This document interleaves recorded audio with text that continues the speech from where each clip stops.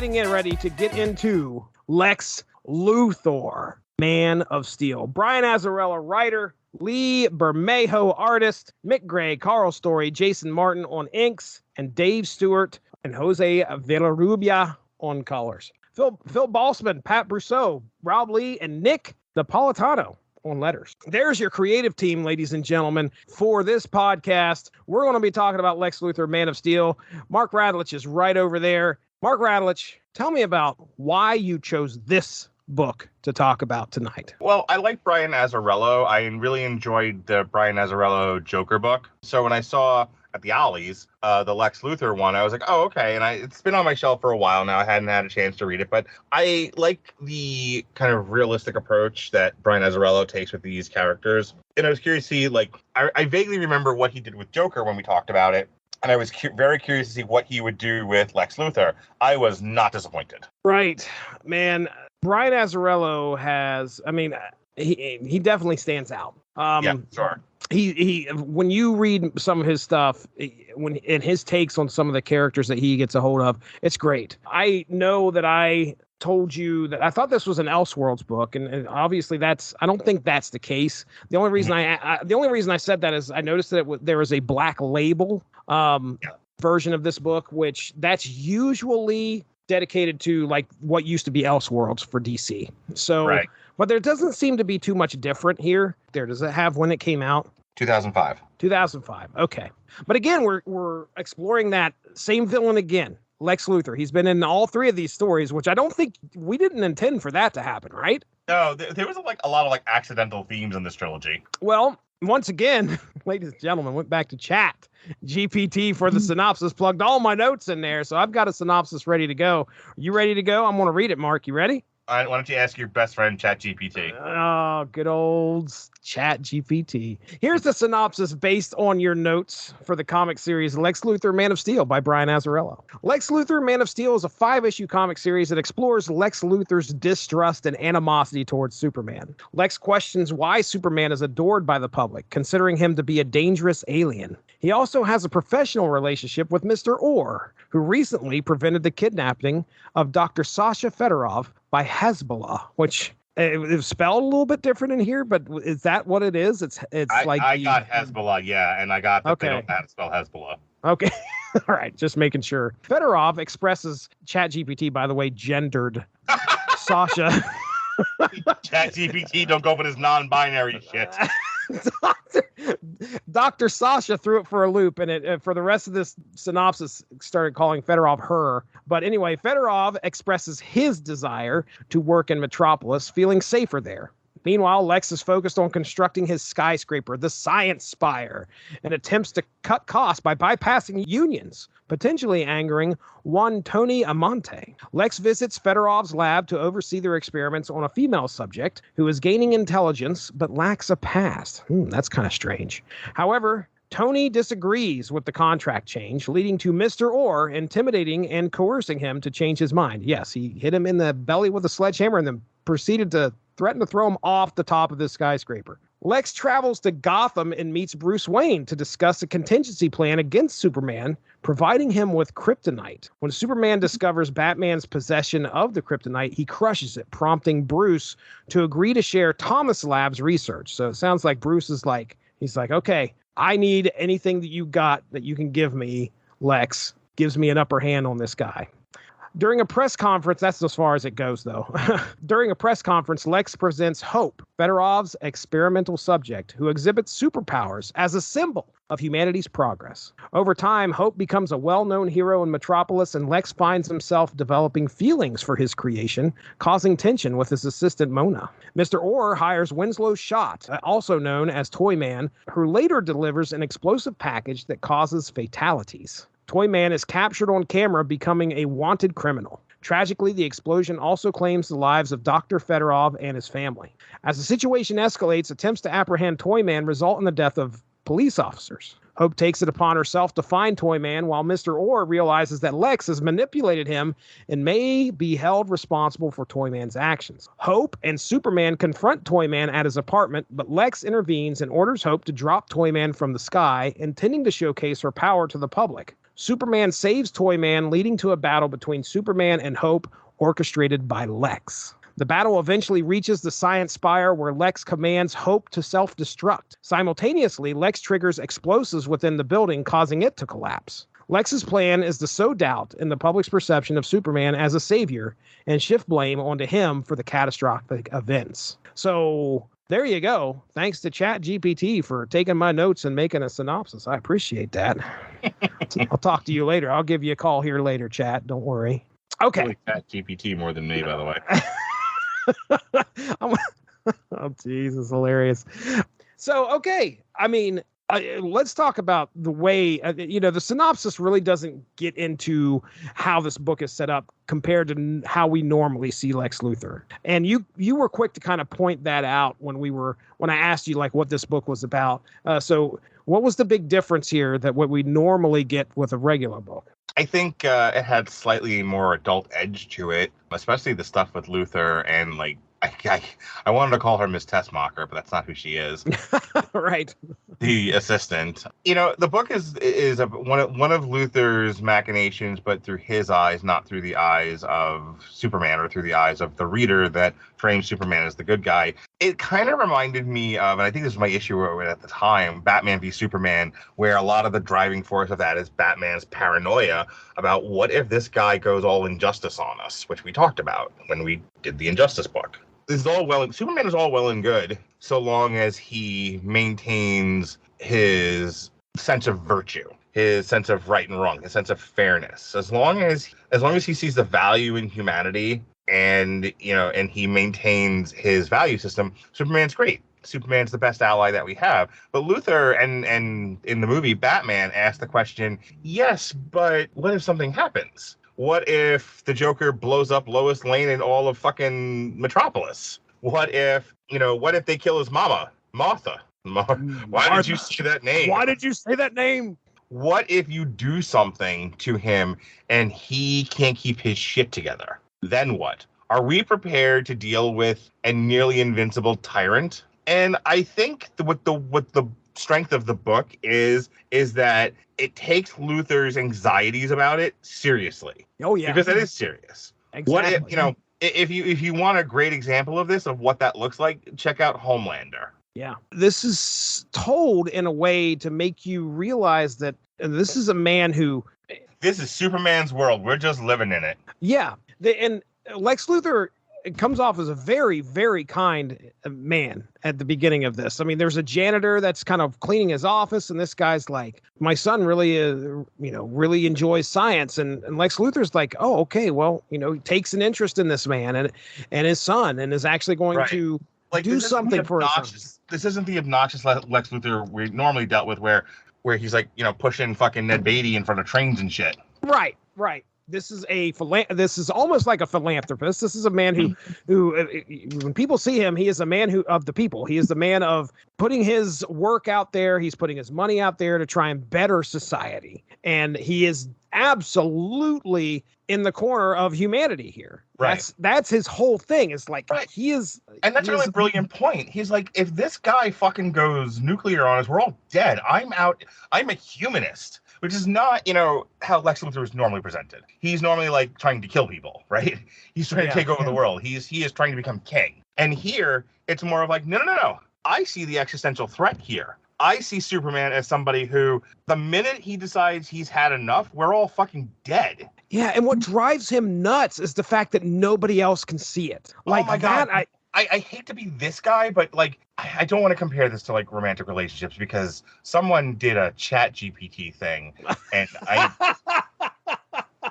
I was called out for being passive aggressive. So I don't want to do that again, trying to be a better person.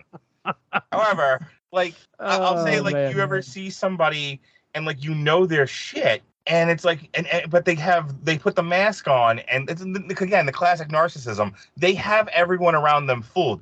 They are charming. They are wonderful. They are good looking. They have money. They treat people well in a social environment, and everyone thinks they're just the best. And you're like, no, this person is garbage. This person's going to hurt all of us. Doesn't anyone see that? Like, see through the facade, and like, nobody can. And like, everyone then thinks you're a jealous asshole lunatic for seeing what nobody else will see, but you see that the Emperor has no clothes and no one else is willing to. That's Lex Luthor and Superman. What I also liked about this book is Superman's portrayal. Like, most of every Superman book and Lex Luthor book, if they're in the same book, we are usually treated to knowing pretty quickly who's the hero and who's the villain. And in this book, we're not going to take those steps. Right. Superman is this wordless presence with these red eyes throughout most of this book. I think he speaks near the end, but the one disturbing part of this book was when Superman is just hovering outside of Lex's skyscraper, looking in, and they're both looking at each other. Right. And Lex is just incensed, and Superman says not one word, just looks at him. It's like the Lex Superman thing is almost like a euphemism for the existential threat of mutually assured destruction. If you're a little bit younger than me, but I don't know if you grew up in like the age of the bomb threat. Like the nuclear bomb threat, where you had to go into the hallway and tuck your head between your knees and hope to God that saves you from nuclear fire. Yeah, should work. Right. If you think about like coming out of World War II, from the time of the 50s through the end of the Cold War, the tearing down of the Berlin Wall, there was the existential threat that at any given time, this American capitalist utopia could all be set ablaze by nuclear fire. There was a very real fear that Russians were going to launch nukes at us, and we were going to launch nukes at them, and we were all going to die. And for more on this, check out our review of Oppenheimer. In the archives. But my point is, like, there was this very real idea that this was out there and we could all possibly die, and it's bigger than all of us, and we don't know what to do about it. And if we don't, you as the little boy, as the little man, you as the everyday person, what could you possibly do? What is the line in Lord of the Rings? What does one man do against such reckless hate? Like, that's what we're dealing with. And that is sort of the brilliance of this Azarello book, is that it takes all of those existential fears and anxieties about the possibility of global worldwide destruction. I mean, I was talking about this with Robert, and I can't remember which movie it was. It was one of the ones that we talked about recently. Where I was like, this has got to be written by people with a very palpable fear that global climate change was going to destroy the Earth. Oh, yeah. And he was like, you might be projecting. And I'm like, no, that's a very real fear for people. Oh, yeah. And then before that, it was the death of COVID. Or not even before that. After that, there was the very real fear that COVID was going to kill us all. Like, I think for a lot of people, like, their daily existential struggle is knowing that through no fault of their own, through things completely out of their control, they're going to die. And that's what Superman represents in this book. And I really think that that's genius. You mentioned Supergirl, and, we were talking about her in that last episode where, she is a nuclear bomb and she needs to kind of treat things a little bit more carefully than she does. Mm-hmm. And you just talked about this whole nuclear threat that a lot of people, you and I, trust me, dude, I feared nuclear Armageddon pretty bad when I was like 10 or 11 years old. But imagine being only the one guy that knows that that's a threat and everybody else is embracing it. Right. And again, he's like the boy who almost like treated like the boy who cried wolf, It's just like, shut up, Lex Luthor. We get it. Listen, we're all on TikTok right now watching, dogs jump into water and shit and, and show me where you hit from. They don't have time for your worry about Superman. And like Lex Luthor's like, hey, how do you not worry about imminent death? Right. It's like anytime I see like the doomsday clock and it's like ticking closer to midnight and there's like very, very smart people, scientists and ethicists and all of that looking at the doomsday clock and looking at the rest of the world going, anyone else see what we fucking see? And the rest of the world going, not particularly, no. Right. The other part of this book, though, that it's not like Lex Luthor is just a great guy all the way through this.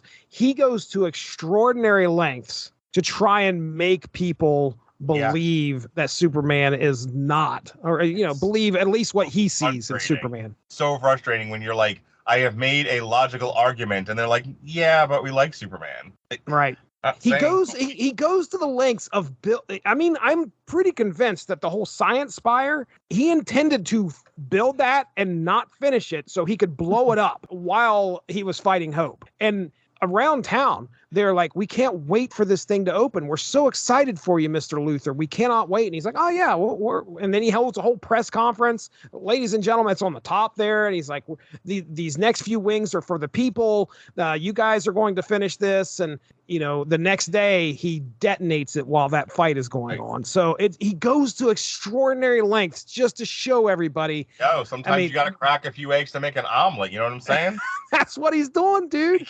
That's the mentality. What he's doing. Gosh. Listen, a few million people die. Isn't it worth those few million people to save hundreds of millions of people? That's what goes through his head. And that's, again, another great way of showing that character trait. Right. By Brian Azarello. So yeah, man, this was a good book. And I'm glad we talked about it last, because I think of the three, this is my favorite. Boob Window was almost up there. It's no Boob Window, but no, we do not end a trilogy with Boob Window. Let's talk about ChatGPT again. Like the day after I did all this stuff, I asked ChatGPT, I said, of the 3 synopses that you helped me come up with, I want you to tell me your thoughts on Lex Luthor. A year from now, when we're hearing your wife complain that she lost her husband to ChatGPT, like he fucking like, I'm in love with ChatGPT, Mindy. I can't. I can't do human relationships anymore, Mindy. At some point, the novelty of ChatGPT is going to wear off, but I just discovered it a couple days ago. I know it's been around for a while. Let me ask you a question. Yes. In less or more time than your obsession with Periscope? So far less. Periscope. I miss Periscope. I remember your Periscope days, man. You were the only one. Yeah, I was. No, wait a second. It was me and Lennox Lewis, because he showed up on one. And, okay. And so he talked to me for a few seconds. Anyway, so I asked him. I said, ChatGPT, do me a favor. What's your impression of Lex Luthor after I fed you these 3 synopses? So here you go. Based on the information provided in the synopsis you shared, my impression of the character of Lex Luthor is that he is a cunning and manipulative individual. He is depicted as highly intelligent and wealthy figure who holds a deep distrust and animosity towards Superman, seeing him as a potential threat to humanity. Lex Luthor is shown to be constantly scheming and plotting to undermine Superman's reputation and expose what he perceives as the hero's flaws and weaknesses. Throughout the synopsises, Lex Luthor is portrayed as someone who will go to great lengths to achieve his goals using various means such as orchestrating dangerous situations, manipulating individuals, and developing weapons specifically designed to target Kryptonians. He is not only interested in testing Supergirl's powers, but also in exerting control over her and using her for his own plans. Lex Luthor's actions demonstrate a resourcefulness, strategic thinking, and willingness to exploit others for his own gain. He appears to be a complex and multi-dimensional character driven by his desire for power, his disdain for Superman, and his belief that he alone can protect humanity. His intelligence, wealth, and influence make him a formidable antagonist in the stories. Overall, Lex Luthor emerges as a compelling and compellingly flawed character whose motivations and actions make him a significant force in the narratives in which he appears. Thank you, ChatGPT. I appreciate that. I couldn't have said it better. Thank you, Jesse's girlfriend. That's what the G stands for. Yeah, man. I mean, this was a great book. I can't really say much more about it. I think it does a great job of kind of putting you in the shoes of Lex Luthor and an understanding of his psyche. Yeah, so, for sure. All right. Anything else? You got your 22 minutes, bud? I think we got our 22 minutes, man. All right. Well, that's the perfect length of a podcast. That is correct. It's like 12 inches is the perfect. Never mind. Oh my goodness. No, I like this book too. I like the art in it. I'm glad we read it. I'm glad we got a chance to talk about it. I think it's the deepest of the 3. Yeah, I think Batman Rules of Engagement was a really good detective, was a really good modern detective book. Supergirl Power was very comic booky and probably the least had the least depth of the 3. Oh, yes, it did. And then Luthor, Man of Steel, really is like one of those examples of what can you do with a comic book that elevates it. This is what you do with a comic book that elevates it. When I talk to my various women. Yeah. Hey, tell me real quick. Yes, sir. Various women. All right. Tell me which one you prefer. Most depth, least bust, or most bust, least depth.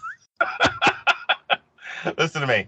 When I am waxing philosophical to my various women and I have them enraptured in my conversational skills, the thing that, they were just like, what you in comic books? Why? That's comic books is like kid shit, or, it's like two extremes. It's like, it's either kid shit or it's neckbeard shit. And it's like, do you not understand that the comic book medium can be used to really elevate fiction to where, yes, I think people look at it as like, oh, well, it has pictures, so it must be dumb. No, like a book like Luthor or Brian Azarello's Joker or some of the other ones that we've talked about on source material are really great examples of elevated fiction that does the things that I like film and television to do, which is ask questions about the human condition. It talks about the deep issues in the human existence that make this stuff worth reading and worth talking about. I went to you a while back when we were talking about source material. I'm like, I don't want to, much like television, I don't want to waste time on just doing content for content's sake. I want stuff to talk about.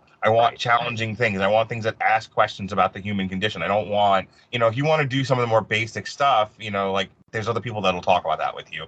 I need deep cuts. And Luthor is a great example of that. It is a great example of something that elevates the comic book medium and ascends from it as something greater than the medium itself. I really think Luthor by Brian Azarello is an outstanding piece of fiction.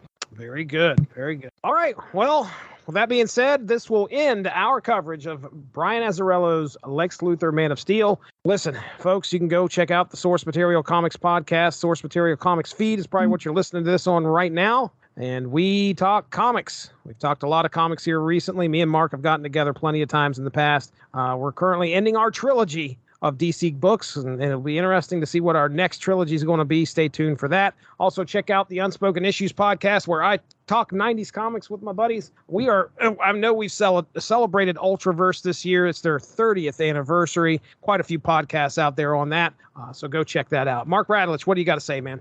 Check out, I certainly don't have anything to say about syndicated source material because I was shamed by artificial intelligence. So, God forbid. However, things I'm allowed to talk wait about a second. Let me. I gotta refer back here. Let me see. I understand that creating content for a podcast can be challenging, Mark. Stop harassing me. Now you're bullying me. Oh, that's great. Anywho, W2Mnet.com is the landing page. At Mark Radulich on TikTok. At Mark Radulich on Twitter. Check out the Mark Radulich LCSW Facebook page. Also check out the Radulich and Broadcasting Network Facebook page. W2Mnet's on Twitter, and W2Mnet.com is our YouTube page where all of our podcasts that we do through StreamYard are posted. And finally, ladies, I'm also on Snapchat. If you would like to filter pictures while I'm working. As a matter of fact, for those of you who like to play the interactive game, you can check me out on any number of social media devices where you can send me video and try to distract me from my podcast. Oh, my goodness. I encourage this sort of behavior. There's currently a few people trying to do that. See if you can outdo them in the distraction department. Hey, ladies. Hey, ladies. All right. That's Mark Radulich over there. I'm Jesse Starcher. Thank you very much for joining us tonight. Have a good one. Love you, ChatGPT. Bye-bye. Thanks for joining us. All of this would not be possible without W2Mnet.com, so make sure to seek them out for more podcasts. If you enjoyed what you heard today, please feel free to share, and we look forward to entertaining you again soon.